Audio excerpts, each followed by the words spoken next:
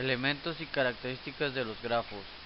Un grafo es simple si a lo más existe una arista uniendo dos vértices cualesquiera. Esto es equivalente a decir que una arista cualquiera es la única que une dos vértices específicos. Un grafo que no es simple se denomina multigrafo. Grafos conexos. Un grafo es conexo si cada par de vértices está conectado por un camino. Es decir, si para cualquier par de vértice A, B existe al menos un camino posible desde A hacia B. Un grafo es doblemente conexo si cada par de vértices está conectado por al menos dos caminos disjuntos, es decir, es conexo y no existe un vértice tal que al sacarlo el grafo resultante sea disconexo. Es posible determinar si un grafo es conexo usando un algoritmo búsqueda en anchura BFS o búsqueda en profundidad DFS. En términos matemáticos, la propiedad de un grafo de ser fuertemente conexo permite establecer con base en una relación de equivalencia para sus vértices, la cual lleva a una participación de estos en componentes fuertemente conexas, es decir, porciones del grafo que son fuertemente conexas cuando se consideran como grafos aislados.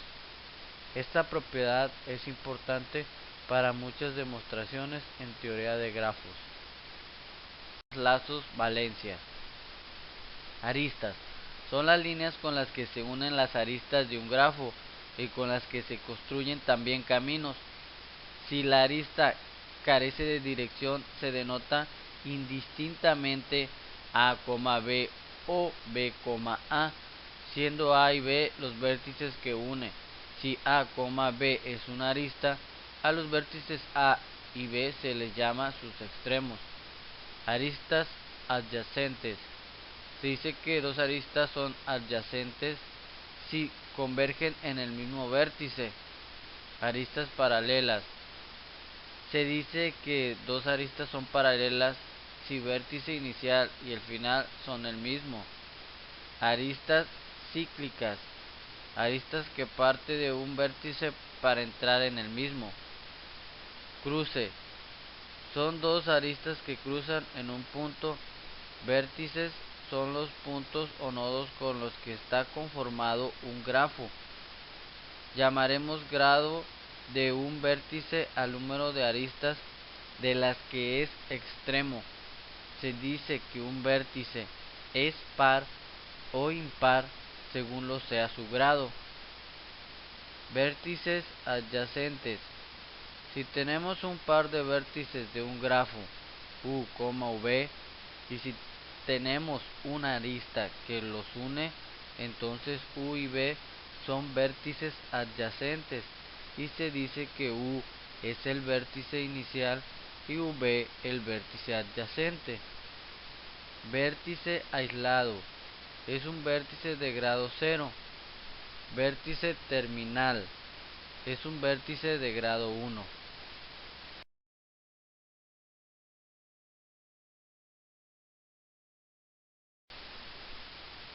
Lazo es aquella arista que sale de un nodo y regresa al mismo nodo. Valencia de un nodo es el número de aristas que salen o entran a un nodo. Tipo de grafos. Podemos clasificar los grafos en dos grupos, dirigidos y no dirigidos.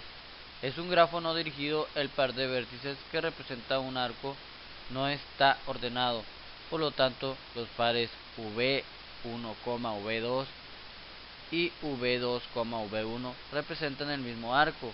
En un grafo dirigido, cada arco está representado por un par ordenado de vértices, de forma que representan dos arcos diferentes. Ejemplo: gráficamente estas tres estructuras de vértices y arcos se pueden representar de la siguiente manera.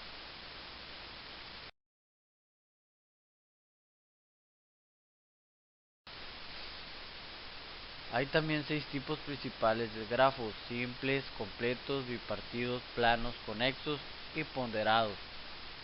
Grafo simple. Se dice que el grafo G igual V, E es un grafo simple de grado n si todas sus vértices tienen grado n. Grafo completo. Un grafo es completo si cada par de vértices está unido por una arista. Se denota por Qn al grafo completo de n vértices. Ejemplos: grafo bipartido.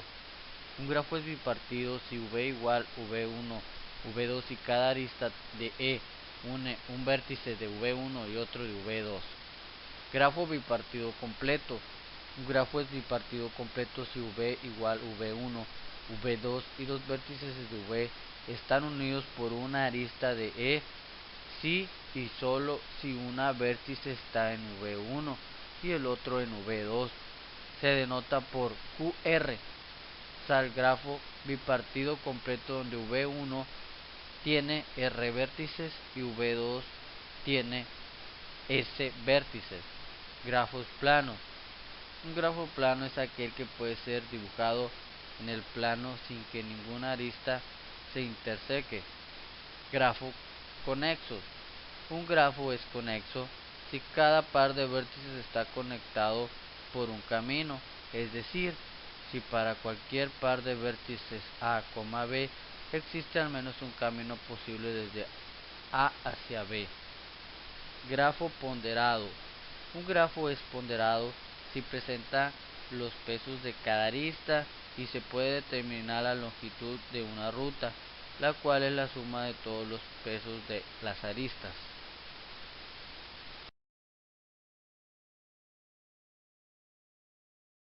Representación de los grafos. Existen diferentes formas de representar un grafo simple, además de geométrica y muchos métodos para almacenarlos en la computadora. La estructura de datos usada depende de las características del grafo y algoritmo usado por manipular. Entre las estructuras más sencillas y usadas se encuentran las listas y las matrices, aunque frecuentemente se usa una encuesta de listas y matrices, frecuentemente se usa una combinación de ambas. Las listas son preferidas de grafos dispersos porque tienen suficiente uso de la memoria. Por otro lado, las matrices proveen acceso rápido que pueden consumir grandes cantidades de memoria. Estructura de lista de incidencias.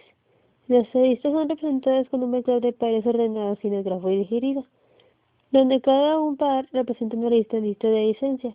Cada vértice tiene una lista de vértices, los cuales son adyacentes a B. Esto causa referencia de un grafo no digerido, ya que A existe en lista de adyacencia de B y viceversa.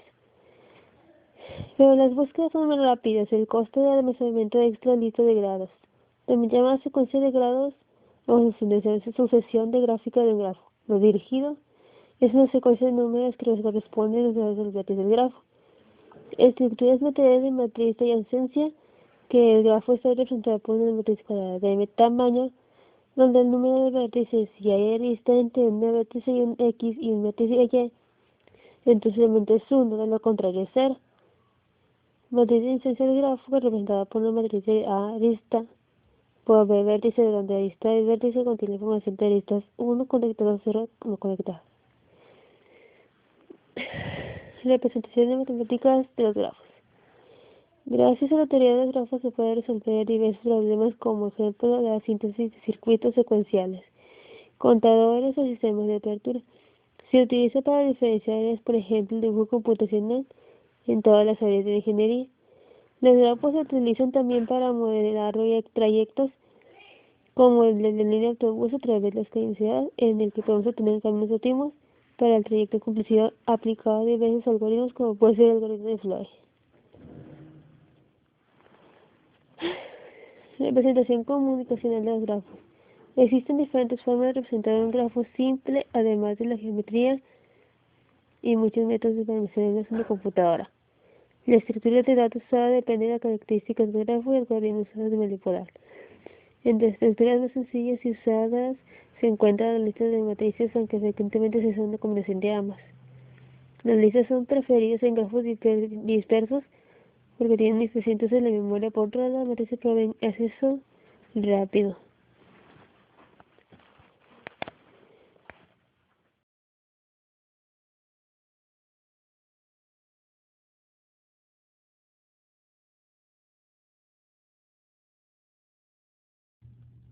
Hola, ¿qué tal? Mi nombre es Jorge Salazar y a mí me tocó exponer el tema algoritmos de recorrido y búsqueda.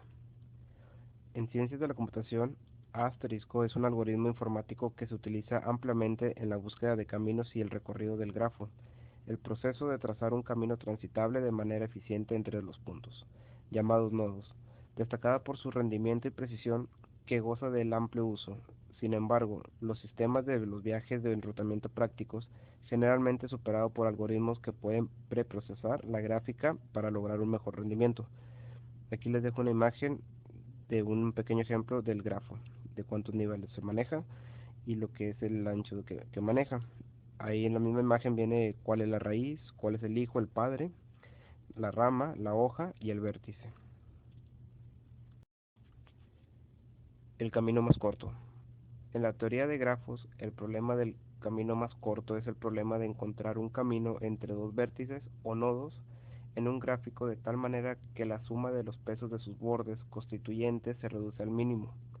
Esto es análogo al problema de encontrar el camino más corto entre dos intersecciones en un mapa de carreteras.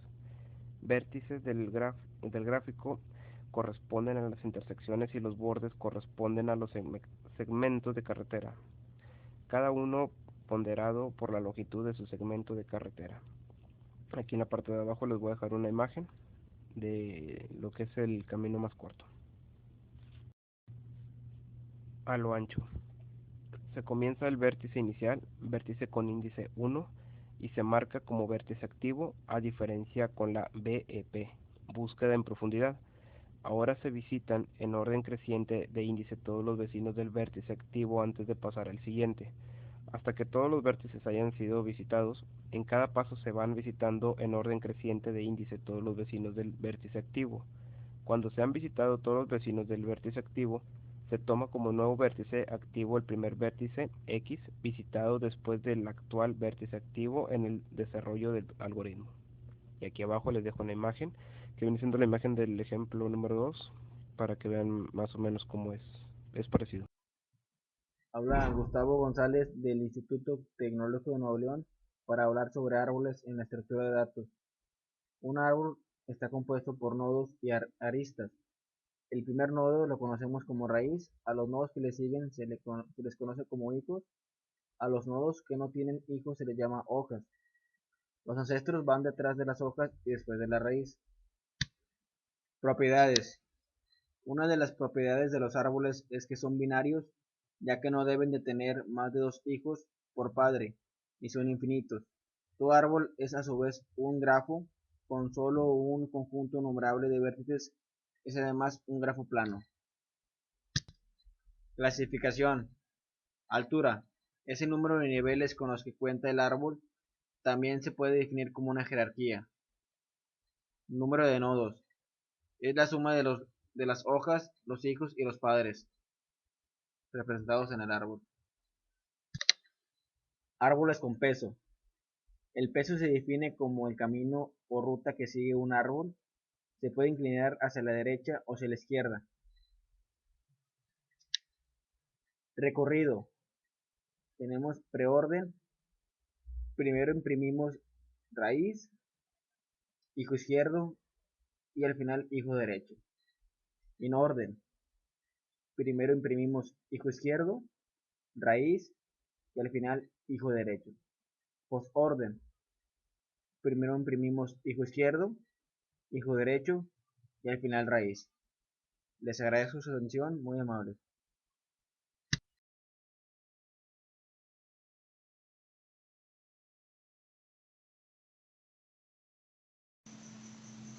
Redes, teorema de flujo máximo, teorema de flujo mínimo, pareo y redes de Petri. Flujo máximo. Un flujo máximo es un flujo con valor máximo. En general habrá varios flujos con el mismo valor máximo. La idea es sencilla, comenzar con cierto flujo inicial e incrementar de forma iterativa hasta que no pueda mejorarse más. Para aumentar el valor de un flujo dado, debemos determinar un camino de la fuente al sumidero e incrementar el flujo a lo largo de ese camino. Flujo mínimo.